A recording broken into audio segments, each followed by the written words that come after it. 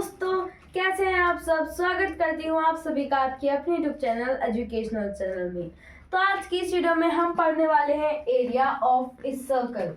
एक सर्कल का एरिया, हमने स्क्वायर का एरिया पढ़ा प्लस रेक्टेंगल का एरिया पढ़ा और आज हम पढ़ने वाले हैं सर्कल का एरिया।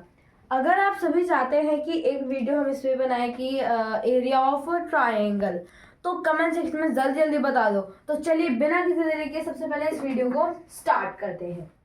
तो सबसे पहले तो हमें ये समझना है कि एरिया ऑफ सर्कल का फॉर्मूला क्या होता है, क्योंकि हम इसको डायरेक्ट तो फाइंड कर नहीं सकते। और जैसा कि आप सभी जानते हो कि एरिया क्या होता है, किसी भी फिगर के इनर का जो रीजन होता है उसको हम कहते हैं एरिया। ठीक है, वही हमें फाइंड करना है यहाँ पर। अब हमें क्वेश्चन क्या दिया गया है, find the area of a circle whose radius is।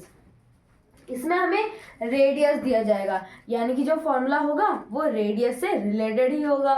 तो इसका फॉर्मूला क्या है, इसका फॉर्मूला होता है पाई आर स्क्वायर।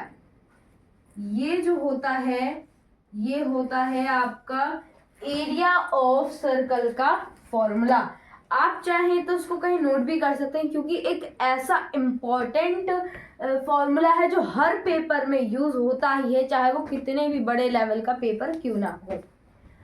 अब आइए देख लेते हैं इसी फॉर्मूले से अब हम इस रेडियस वाली मेजरमेंट को रखेंगे और आगे अपना क्वेश्चन को सॉल्व करेंगे।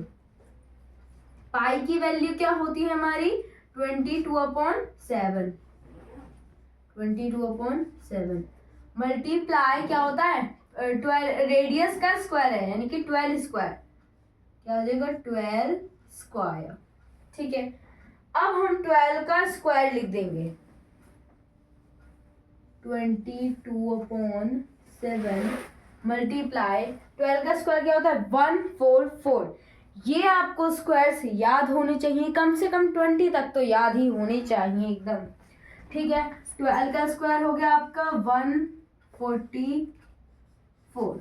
ठीक है, 7 से आप देख लें, 7 से अगर ये कटता है तो अगर हम 7 2 सा करते हैं तो फिर 4 हमारा जो है वो बच जाएगा।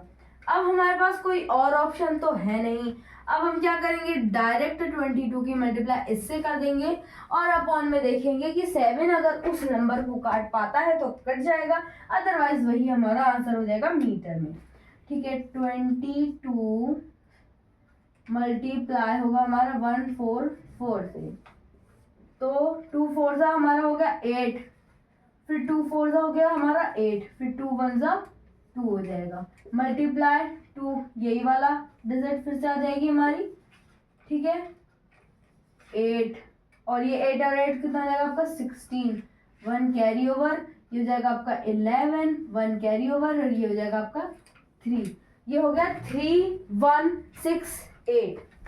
तो ये हो गया 3168/7। अब देखो, अब ये कट रहा है, अगर हम 7 को 5 टाइम्स करें तो ज़्यादा ही आ रहा है। अब अगर हम 4 टाइम्स करते हैं तो 28 आएगा, है ना। तो इस साइड 3 बच जाएगा, फिर 5 जैसे बचेगा 8 18। तो 18 आपका नहीं कटेगा, नहीं कटेगा। 18 7 की टेबल में आता है, नहीं आता, तो इसलिए नहीं कटेगा।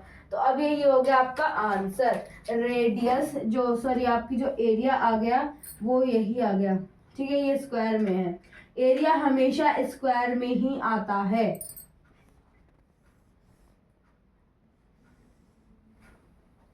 ठीक है, बढ़ते हैं नेक्स्ट क्वेश्चन की तरफ। नेक्स्ट क्वेश्चन की तरफ बढ़ने से पहले आप सभी से एक रिक्वेस्ट है कि ये जो हमारा फ्रैक्शन में जो आंसर आया है, अब ये हमारा डेसिमल में चेंज होगा। डेसिमल में कैसे चेंज करना है वो आप सभी को पता है। मैं जानती हूँ कि इसका जो डेसिमल आएगा वो पॉइंट में आएगा, पॉइंट में तो आना है क्योंकि कट नहीं रहा। और पॉइंट के बाद अगर आपकी 2 से ज़्यादा डिजिट आती हैं, तो जैसा कि मैंने आपको बताया कि कमेंट सेक्शन में आपको आंसर लिखना है, तो कमेंट सेक्शन में आपको पॉइंट के बाद सिर्फ 2 डिजिट ही लिखनी है। जिसका आंसर सही होगा उसका मैं नेक्स्ट वीडियो में बोलूँगी, ठीक है।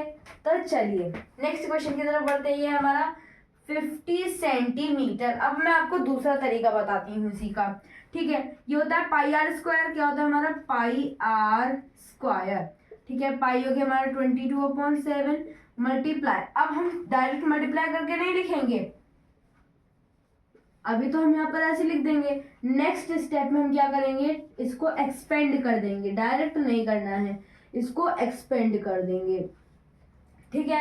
अब हमें क्या करना है, 5 7 50 को काट रहा है, नहीं काट रहा। मान लें यहाँ पर अगर 35 होता, 28 होता, 14 होता, ऐसे कुछ होता, तो अगर आप इसको ऐसे लिखते तो कट जाता, लेकिन अभी ये नहीं कट रहा है। तो अब आपको ये डायरेक्ट ही लिखना होगा।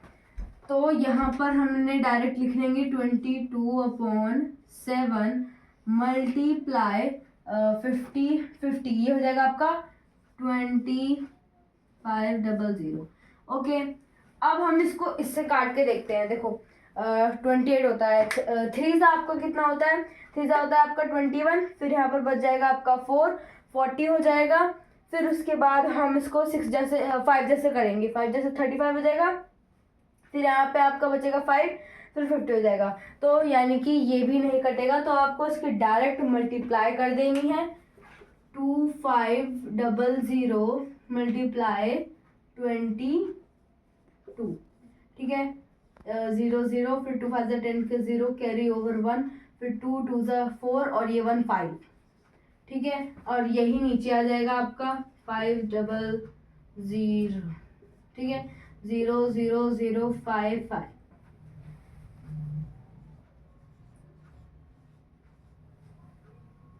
थ्री 0 है, अपॉन में 7 है, ठीक है।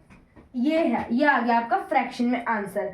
अब क्या ये कट सकता है, देखो अगर हम इसको काटें तो यहाँ पर हमें करना पड़ेगा, अगर हम 8 जैसे करते हैं तो 56 हो जाएगा, ज़्यादा हो जाएगा।